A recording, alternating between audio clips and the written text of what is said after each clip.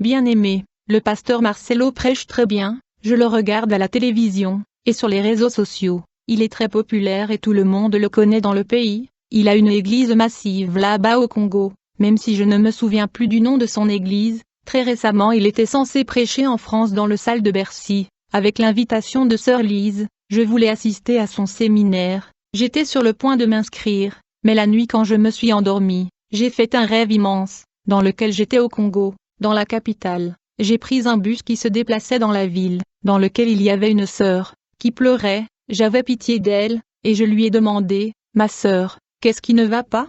Elle m'a dit, « Madame, vous ne pourrez pas m'aider. » Quand nous sommes descendus de ce bus, la sœur me dit, « J'ai une liaison amoureuse avec un leader important du pays, qui est déjà marié. » Quand cette relation a commencé, l'homme m'a dit, « Tu t'assures que notre affaire reste secrète, tu ne dois le dire à personne. Ce leader prend vraiment soin de moi et répond à mes besoins financiers, mais je suis enceinte, et depuis que je lui ai informé que je suis enceinte il ne répond plus à mon téléphone. Madame, la seule façon dont vous pouvez m'aider est de cette façon, prenez ce numéro de téléphone et appelez-lui, frère. » Aussitôt que j'ai composé le numéro, j'ai vu une vision dans ce rêve, en fait, dès que j'ai appelé le numéro et le téléphone a commencé à sonner, mes yeux spirituels se sont ouverts. Et j'ai vu la maison du pasteur Marcelo que je regardais à la télé, j'ai été stupéfait de découvrir que j'appelais la maison du pasteur Marcelo, il semble qu'il était malade et allongé sur le lit, quand il a pris le téléphone et s'est rendu compte que j'avais appelé au nom de son amant, qui était enceinte,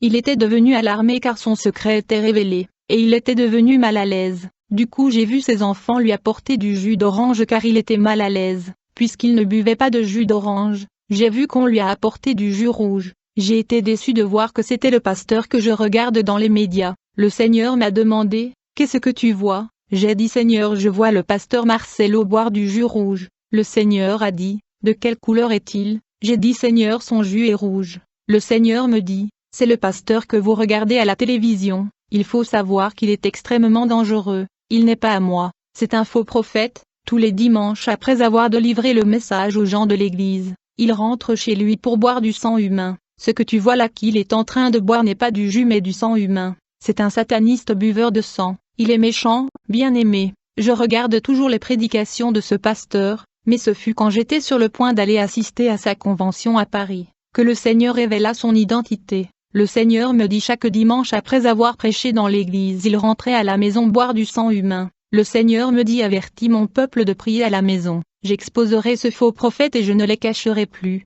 Plus tard, quand j'ai prié, le Seigneur me montra l'implication d'une église où le leader est satanique, c'était en 2019. À l'époque, je voyais sur YouTube et à la télévision des gens dénoncer les hommes de Dieu et les pasteurs populaires du pays, mais j'étais mal à l'aise chaque fois que je voyais des gens critiquer les hommes de Dieu. En vérité je n'étais pas en faveur des gens qui dénoncent les pasteurs populaires, pourtant dans la Bible les Écritures disent que nous devons dénoncer les mauvaises œuvres. J'étais confus et je me demandais, je n'arrêtais pas de dire que si les gens quittaient ces grandes églises de ces pasteurs, où iront-ils?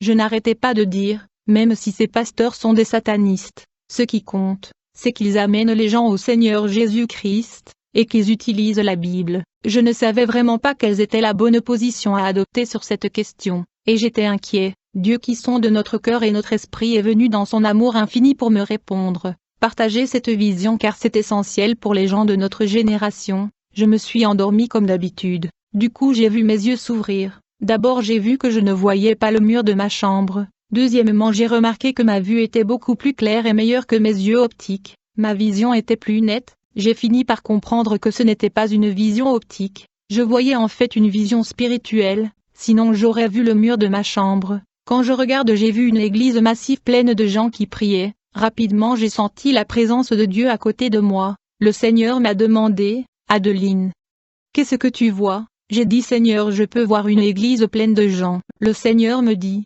regarde dedans, que voyez-vous dans cette église? Quand je regarde j'ai dit Seigneur je peux voir que les gens prient avec ferveur. Le Seigneur dit, regarde attentivement ce qui se passe dans cette église. Quand j'ai regardé à nouveau, j'ai vu que lorsque les gens priaient, de la fumée blanche se dégageait d'eux, et cette fumée blanche qui sortait des gens montait. J'ai dit Seigneur, je peux voir de la fumée blanche s'élever du corps des gens. Le Seigneur me dit, la fumée que vous voyez est les prières du saint. Maintenant regarde au-dessus de l'église et vois ce qui se passe. Quand je regarde à nouveau, J'ai vu que je pouvais voir à l'intérieur de l'église et aussi au-dessus de l'église. Et quand je regarde au-dessus de l'église, j'ai vu 3 anges. Ils avaient des ailes. J'ai dit Seigneur, je peux voir 3 anges, dit le Seigneur. Maintenant regarde les activités des anges au-dessus de l'église. Quand je regarde à nouveau, j'ai vu les 3 anges amasser la fumée blanche qui était la prière des saints. Chaque fois que ces anges assemblaient ces fumées blanches avec leurs mains, ils les soufflaient dans l'air. Alors que les gens continuaient à prier,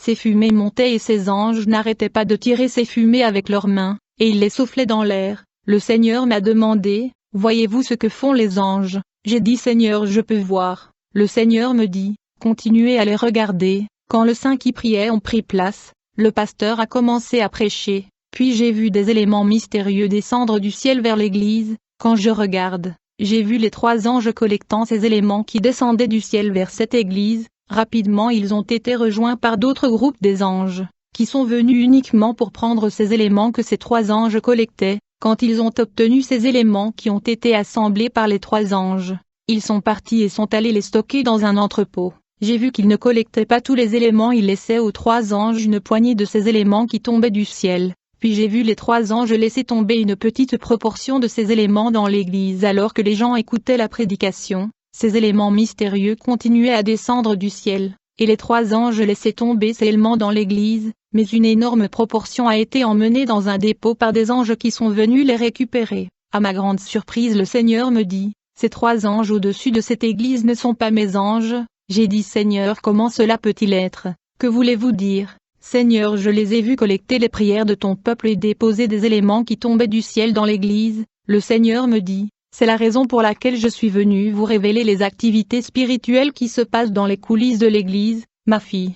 Chaque fois que le chef d'une église locale est un faux prophète, les anges de Satan sont présents et ils sont actifs derrière la scène. Quand le leader de l'église est une sorcière, un membre de franc-maçonnerie ou un mystique, il va signer un pacte avec Satan, et le diable enverra ses 3 anges dans cette église, dont le but est de capturer les prières des membres. Vous avez vu ces anges de Satan souffler ces fumées qui sont les prières de membres de cette église dans l'air, et ces fumées qui sont les prières de membres de cette église locale n'ont pas pu atteindre mon trône. Ils ont été capturés par des anges de Satan, c'est parce que le chef de cette église a signé un pacte avec Lucifer. Les éléments que vous avez vus descendre à l'église sont la bénédiction que j'accorde à tout le monde, qu'il soit croyant ou non, puisque je fais lever le soleil sur le mauvais et sur le bon, et j'envoie la pluie sur les justes et les injustes. De même, tout homme sur cette terre a reçu une partie de ma bénédiction, qu'il m'accepte ou pas. Ce sont des bénédictions ordinaires que les anges de Satan collectaient pour les stocker dans leur entrepôt et dépôt. C'est parce que Lucifer dirige cette église,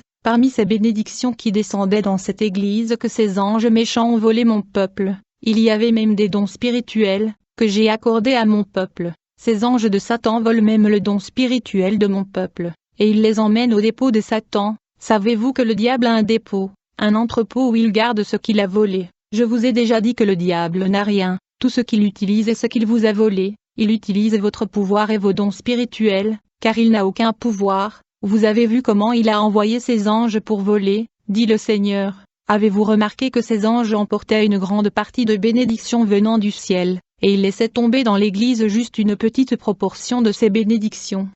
Ceci afin de garder ses membres dans l'église, car lorsque ces membres verront la bénédiction dans leur vie, ils ressentiront le besoin de continuer à venir dans cette église, ne comprenant pas qu'une plus grande partie de leur bénédiction leur a été volée et qu'une petite partie leur a été donnée, a dit le Seigneur. Quand ces anges de Satan volent le don spirituel que j'envoie à mes enfants, ils en donnent souvent certains à ces pasteurs qui ont signé un pacte avec eux, leur permettant d'accomplir des miracles et de manifester les capacités, car tout ce que le diable donne est ce qu'il a volé. Chaque fois que les gens vont au diable pour la bénédiction, l'argent et la notoriété, il va au dépôt et à l'entrepôt où il garde ce qu'il a volé à mon peuple et le donne à son acolyte. Le Seigneur a dit, dites à mon peuple ceci, dans une église locale c'est le leader qui compte. Chaque fois que le leader est compromis avec le diable, peu importe combien son collaborateur prie, cela ne fonctionnera pas. Si le leader est en communion et en intimité avec moi, même si ses collaborateurs sont des sorcières et des occultistes,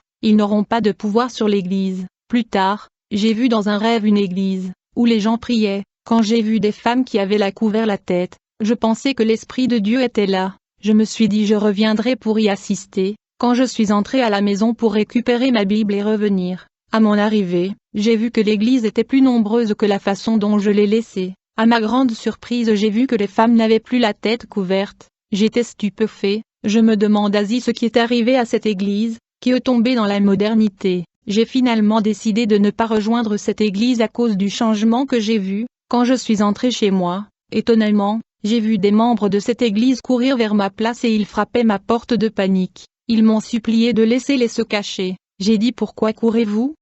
Qu'est-ce qui ne va pas avec votre église? Pourquoi tout à coup tout a changé? Les femmes ne se couvrent plus. Pendant ce temps, les membres de cette congrégation ont continué à nous rejoindre en fuyant l'église. Les gens n'arrêtaient pas de venir et il n'y avait plus de place pour mettre ces membres. Je ne comprenais pas pourquoi ils fuyaient leur église. Ils m'ont dit: nous avons pitié pour les frères et sœurs qui sont restés là-bas. Quand je me suis réveillé de ce rêve, je me demandais quel est le sens de ceci. Immédiatement j'ai entendu la voix audible du Seigneur. M'a-t-il dit: Adeline, c'est moi qui t'ai donné ce rêve sur l'église Pasteur Conde, j'ai un avertissement pour lui. Tu vas dire à ce serviteur de restaurer l'enseignement qu'il a modifié. Il change et pervertit la saine doctrine à un autre évangile. Dites-lui de prêcher ma parole telle qu'elle est sans modification. Il doit cesser d'inverser ma parole et doit arranger sa prédication. Il doit retourner à l'évangile biblique, sinon il va précipiter son âme et tous ses membres aux flammes du feu de l'enfer. Avertis ses membres de vérifier tout ce que le chef prêche, pour voir si c'est dans la saine doctrine ou non,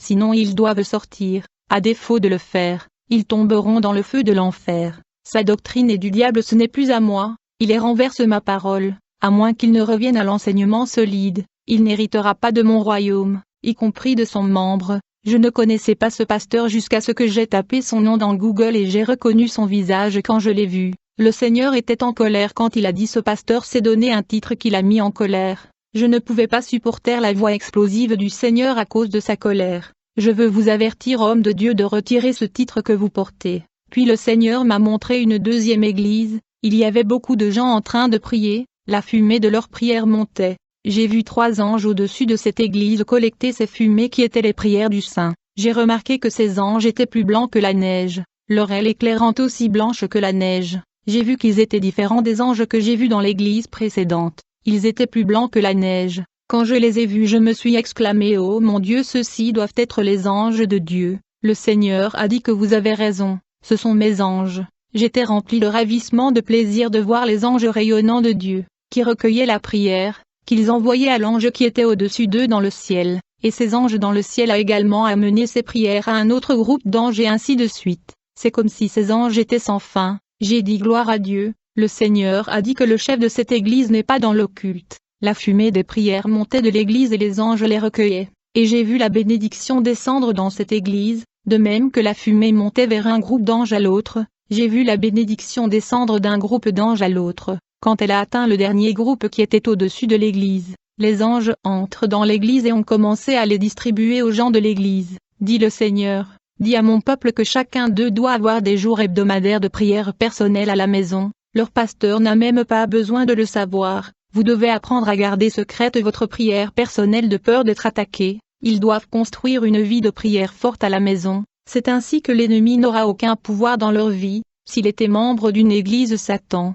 grâce à la vie de prière à la maison, je leur révélerai le secret sur leurs dirigeants, et une fois que je leur révélerai leur pasteur, tu leur dirai qu'ils doivent sortir, et qu'ils doivent construire une vie de prière à la maison. Je vous révélerai l'état de lieu où vous priez.